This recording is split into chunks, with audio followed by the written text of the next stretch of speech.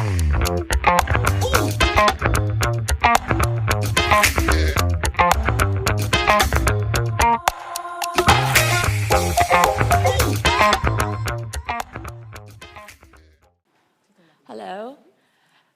I want to start with a simple question. What role does art play in your life? Perhaps you don't think it plays much of a role at all. Maybe you like it, but you don't know much about it. Perhaps you are a passionate art lover and you've been to many shows, many exhibitions. Maybe you think it's reserved for museums and you never go to these places. And maybe you think it's just reserved for the living rooms of the wealthy few. Well, whatever the story is, it's not wrong, but it's not entirely right either. Art tells many stories. Many stories and many variations of the same story.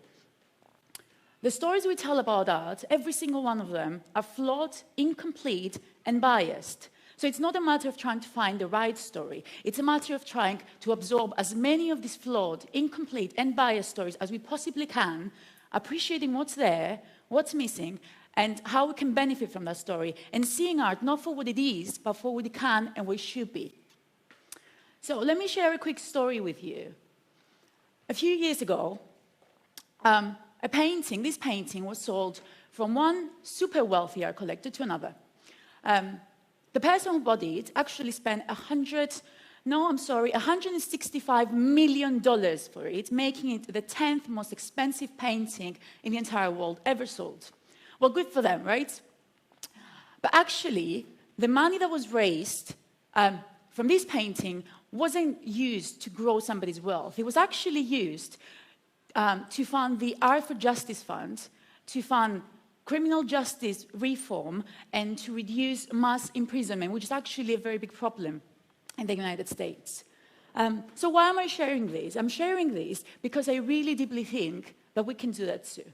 And we might not have a multi-million-dollar painting just randomly hanging over our heads, over our sofas, but I really do believe that we understand the soft power, the gentle power that art has. We can just improve our life, our world, and perhaps the future world as well.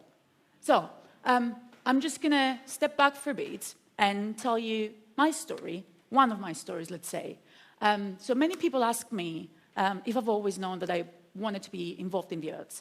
And in retrospect, yes, I did.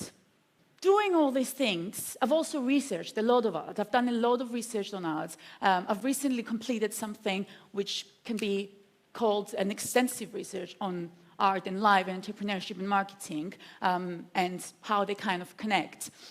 And that showed me that the relationships that we have with art kind of mirror the relationships that we have with each other. And perhaps they also mirror the relationships that we have with our own lives.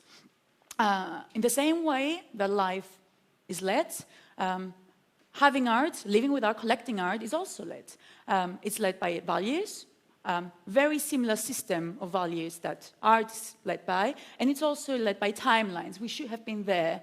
For some reason it's not, but it's okay. I know that when we talk about art, especially in the concept of collecting art, the context of collecting art, we tend to talk about the financial aspect. I always argue that art goes far beyond its price tag. It has emotional value, cultural value, curatorial value, economic value, aesthetic value, personal value, interpersonal value, symbolic value, religious value, and it also has a price tag. But that's just one piece of the puzzle, and it's not the ultimate piece. To actually understand the value of art is to understand and to appreciate that we're never going to be able to measure it and to quantify it. And in the same way, we're never going to be able to measure and quantify its power to actually change the world. What we can do is try to break it down into behaviors and timelines, which is what we do with life, at least in research, to understand how we can benefit from it. So, our relationships with art have three distinctive phases. It's acquisition, ownership, and letting go.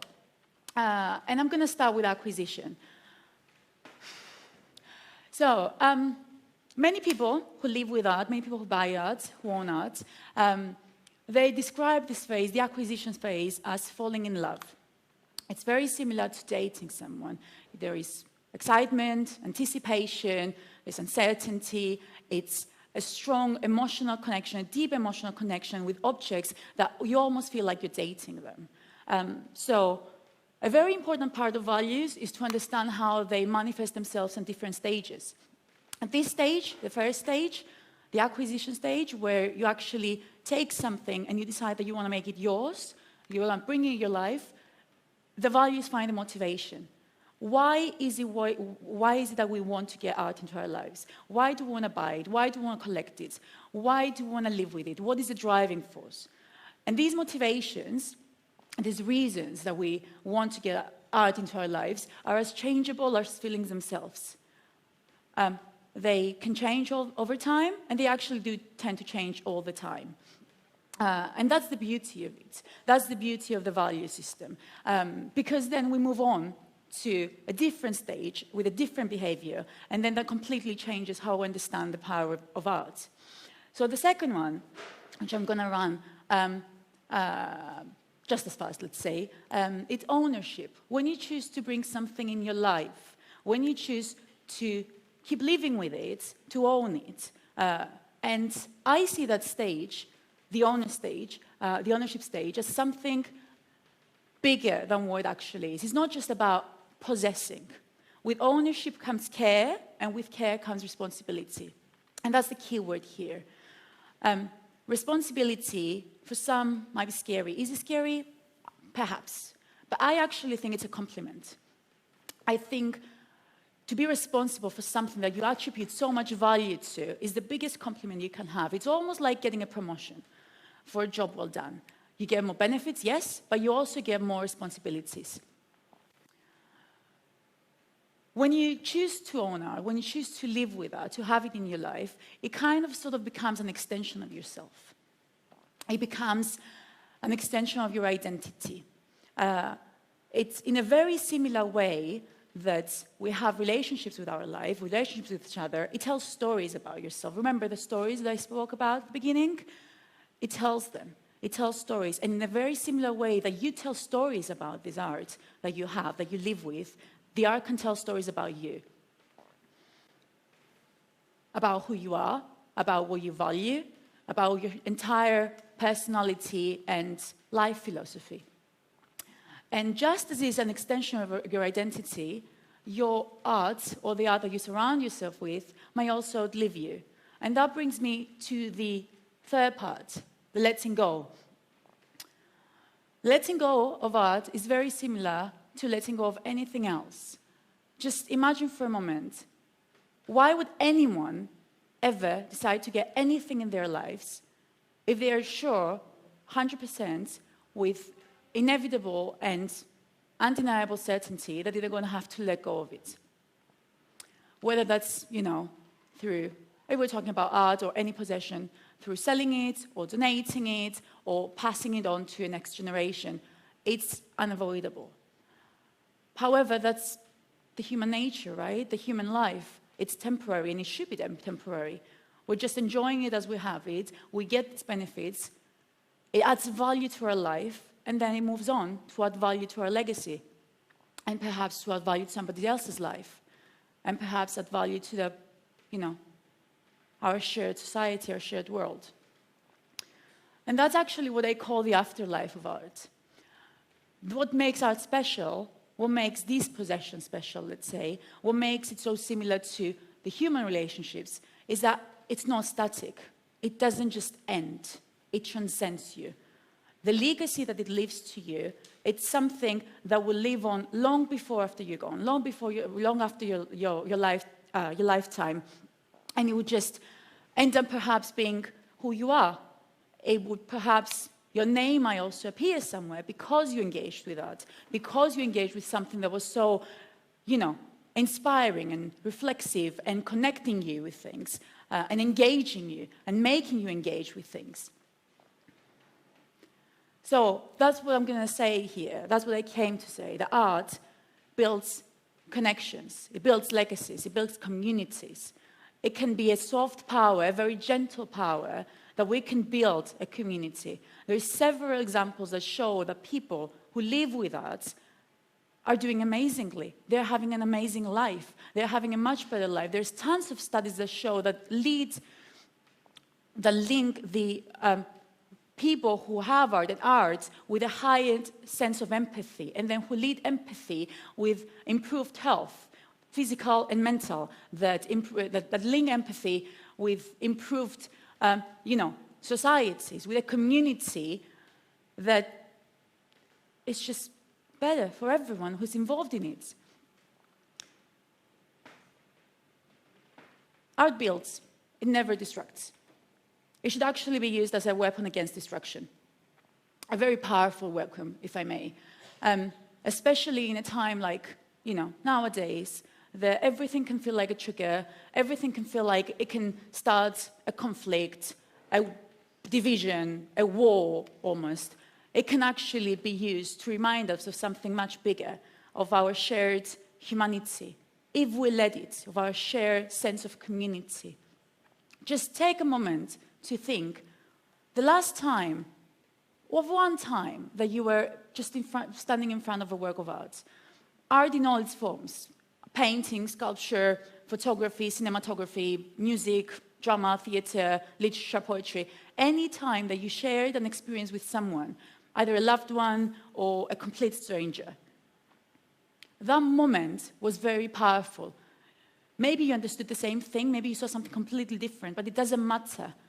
What you engaged there, how you connected there, that's the power of art. It helps you understand that you share something, and that's your humanity, and your love for life, and your love for progress, and your love for legacy, and your love for leaving something to a future generation. I'm going to give you some examples of some people that I find very, well, let's say, influential when it comes to making an actual contribution to the world. This person who's left our world a better place, let's say, or she's made a very quantifiable contribution. Peggy Guggenheim, which is a name familiar to many, but just in case you don't know her, she was an American art collector. She was actually one of the biggest art collectors, art patrons of the 20th century. And the story goes that her dad dies in the Titanic, she inherits some money, and what does she do with the money?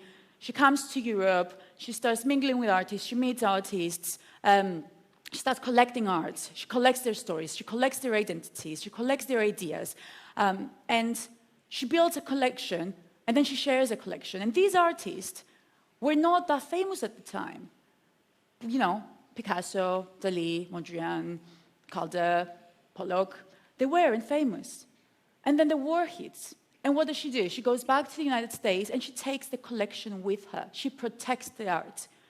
She creates a safe space for the avant-garde to live long after these artists are gone, long after her own self is gone. She creates a space for art to contribute, for European modernists to connect with the United States, to foster cross-community communication. And then what else does she do? She brings women at the forefront. She creates a space for women to be seen a different way, to be seen in a way that they're not just participating in the arts, or not even, but they are leaders in the arts, that they are the headlines of the arts, that they are supporting the men in the arts, that they are doing something different. And then she creates these stories that are told and are written long after she's gone. And then people follow her, and they also contribute to the arts. And if you let me, I'm just going to share a few more examples of that. So Alice Walton, who decided, is the Walmart heiress, and she has one of the most amazing collections, and she decided to donate her entire collection and about 500,000 square meters of land to just create this beauty, the Crystal Bridges Museum of American Art. And she made this in a very secluded area, in a very surprising area, whereas there's no really any other form of culture in Arkansas, which, to be honest, Bentonville, Arkansas, I didn't really know where it was before this museum kind of appeared. And she did that, and she created one of the most amazing world-class facilities, one of the most amazing exclamation marks of culture, and she didn't keep that for herself. She let the people of Arkansas experience that in their hometown without having to worry about access or money or distance or traveling or any of that. And that's so cool because she let people experience things like that. People who cannot go to Paris or Bilbao or where the other Louis Bourgeois huge 10-meter high, 10-meter tall, 12-meter wide sculptures are. She created an inspiration, a space for inspiration, a space for engagement for a new audience to actually engage with art and to benefit from it in the ways that, well, so many people have benefited from this, including myself. Another similar example, but it's similar but also different, is this museum, which is in the middle of Los Angeles, so right where the culture is. But you know what? These people, Edith Broad and her late husband, Eli, they made the most amazing collection, according to some people, ever in the world, and they decided not to keep it for themselves, but to let people actually see it. This work, for example, which is Yaukisama, it's made for people to actually come together, to experience it, both as a personal experience and as a shared experience, to kind of find healing in there, because the artist herself, she made it as a form of healing, because she's also having her own mental struggles, and she's wanting people to kind of engage and connect and find reflection and inspiration and all these things, these amazing things that art can give. By the way, the first example that I gave is Agnes Gant, and it exists as a documentary, and perhaps it tells a more compelling story than the one I'm telling, so if you want to check it out, I think it's great. So I'm going to leave you with that. Art's a form of soft power, and unfortunately, in Cyprus, we're not really making the good use of this soft power. So what I'm going to try and say here is that all these amazing things that art can do for you, we should bring them here, and we should embrace them a bit more. And you know what? In the same way that these people, they've tried to make themselves better, we can do it too. We can start supporting the arts. All the people who engage in the arts, artists, art collectors, writers, art lovers, they don't have, we're not curing cancer, but we are improving the world. We are making it better. We are making better in ways that are going to transcend us. They're going to make us a better humanity for the future. So I'm just inviting you, whilst you're living today, the next time you stand in front of a work of art, the next time you experience a piece of art or culture, just think how you can make use of that, how you can make use of that to make yourselves better, the world better, your legacies bigger, and the future legacies of the world that we haven't even experienced yet better. Thank you.